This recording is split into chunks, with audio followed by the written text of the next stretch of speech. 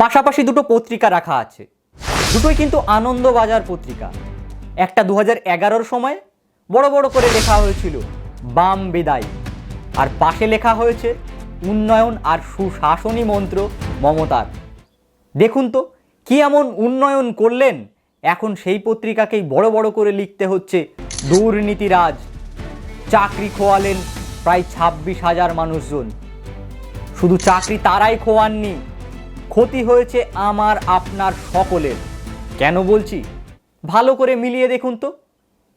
এই যারা চাকরি হারালেন তারা তো সরকারি স্কুলে কাজ করতেন, আর অনেক সাধারণ মানুষ, আমাদের মতো মধ্যবিত্ত মানুষের ছেলেমেয়েরা কিন্তু ওই সরকারি স্কুলেই পড়ে, সেখান থেকেই শিক্ষিত হবে।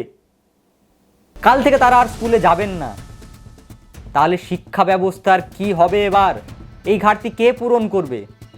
এই ছেলে মেয়েগুলোর পড়াশোনার ভবিষ্যৎ কি? এদের বাবা মায়ের তো আর অত টাকা পয়সা নেই যে লাখ লাখ টাকা দিয়ে বেসরকারি স্কুলে পড়াবে। রাতারাতি শুধু এই 26,000 মানুষজনকে অন্ধকারে ঠেলেননি, অন্ধকারে ঠেলেছেন বর্তমান প্রজন্মের শিক্ষার্থীদের। একটা অন্ধকার জগৎ তৈরি করে দিয়েছেন। পারমাণবিক বোমা পড়লে ধ্বংস হয়ে যেত, আর আপনি এমন ধ্বংস করছেন যে মানুষ মরবেও না, কিন্তু বেঁচেও থাকতে পারবে না। যে বা যারা রাজনীতি করছেন তারা প্রত্যেকেই তো সমাজ সেবা করবেন বলে রাজনীতিতে জয়েন করেছেন, সমাজের ভালো কাজ করবেন বলে। কিন্তু এখনও কিছু মানুষ তোষামোদি করে যাচ্ছেন। দেখুন, আপনি সে রাজনৈতিক দল হয়তো একটা আদর্শের জন্য শুরু করেছিলেন, কিন্তু সেই আদর্শ আজকে আছে কি? এটা তো প্রমাণিত। এতদিন তো অভিযোগ ছিল, চাকরি দুর্নীতি হয়েছে, এটা প্রমাণিত। আর এর জন্য দায় অন্য কারোর, এটা বোঝাতে চাইছেন? আপনারাই তো বারবার বলেন যে ওনার অনুপ্রেরণা ছাড়া এ রাজ্যে কোনো কিছু সম্ভব নয়। তবে এ দুর্নীতি কার অনুপ্রেরণায়, এটা কি আর বুঝতে কারোর বাকি আছে? দেখুন, দল করুন, সব করুন, কিন্তু আপনার আদর্শ নীতি এটাকে বিসর্জন দেবেন না।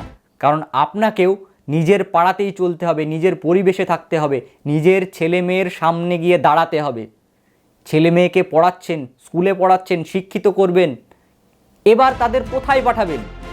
তাদের গিয়ে বলবেন চপ সিঙ্গাড়ার দোকান খোলো, চায়ের দোকান খোলো।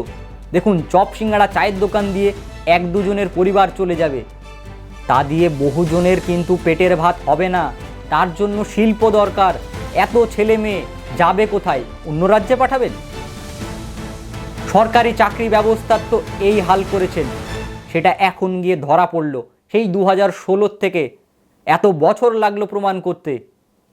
অযোগ্য কিছু ছেলে মেয়ে আর যারা চাকরি বিক্রি করেছেন এই দুর্নীতির জন্য, আজকে যোগ্য ছেলেরা পথে বসলো। কত ভালো ভালো স্টুডেন্টকে অন্ধকারে ফেলে দিলেন। শুধুই কি তাদের ফেললেন, আমাদেরও ফেললেন। এই যে আমাদের প্রত্যেকের ছেলে মেয়ে আশেপাশে যারা আছে, যারা মধ্যবিত্ত, যাদের ভরসা একমাত্র সরকারি স্কুল, যেখানে পড়ে তারা শিক্ষিত হবে, সেই জায়গাটা ধ্বংস করলেন। এই 26,000-এর ঘাটতি হলো। এদের পঠন পাঠনের এবার কি হবে? তাদের বাবা মার তো আর লাখ লাখ টাকা নেই অতিরিক্ত যে তারা গিয়ে বেসরকারি স্কুলে পড়াবে। কাদের অন্ধকারে ফেললেন? সাধারণ মানুষদের। আর এই সাধারণ মানুষই হয়তো আপনাকে একদিন সাপোর্ট করেছিল। আপনি দল করুন, আদর্শ যতদিন ছিল হয়তো ততদিন করুন, কিন্তু যখন আদর্শ ভঙ্গ হয়, আপনি যদি সত্যিকারের মানুষ হন, এবার অন্তত বলার দরকার, আর কারোর জন্য না, আপনার ছেলে মেয়ের দিকে তাকিয়ে একবার বলুন তো ঠিক হয়েছে নাকি ভুল হয়েছে। বাকিটা আপনাদের ওপরে। আপনাদেরও ছেলে মেয়ে আছে যারা সরকার দল করেন, শাসক দল করেন বা বিরোধী দল করেন। প্রত্যেকের নিজের নিজের ভবিষ্যৎ আছে, নিজের ভবিষ্যৎ নিজে গড়বেন এবার।